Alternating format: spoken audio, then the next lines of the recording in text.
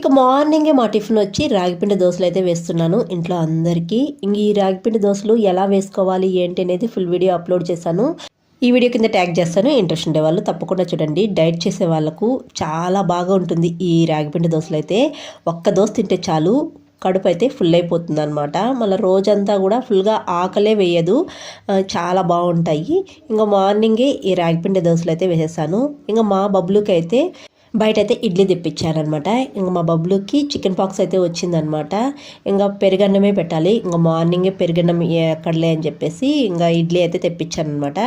ఇంకా నేను తినిపిస్తా ఉంటే నన్ను అస్సలు సతాయిస్తూనే ఉంటాడు, అస్సలు తినడు అనమాట. ఇంకా వాళ్ళ డాడీకి అయితే అప్పో చెప్పాను ఆ పని తినిపిమని చెప్పి. ఇంకా వాళ్ళ డాడీ దగ్గర అయితే బాగా తినేస్తాడనమాట. ఇంకా వాళ్ళ డాడీ ఆ మాట ఈ మాట చెప్పి బబ్లుకి అయితే ఇడ్లీ తినిపించేశారు. ఇంకా బబ్లు తినేసిన తర్వాత మా హస్బెండ్కి అయితే రాగిపిండి దోశలు అయితే వేయించేశాను. ఆయన తినేసి డ్యూటీకి అయితే బయలుదేరేస్తారనమాట. ఇంకా బబ్లుకి ఫీవర్ వస్తుంది.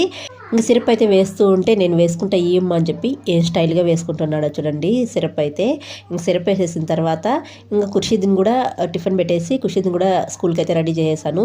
ఖుర్షీద్ ఫేస్ చూసారా, నేను మాత్రం స్కూల్కి పోవాలా వాడు మాత్రం ఇంట్లో ఉండాలా అన్న టైప్తో చూస్తూ ఉంటాడనమాట.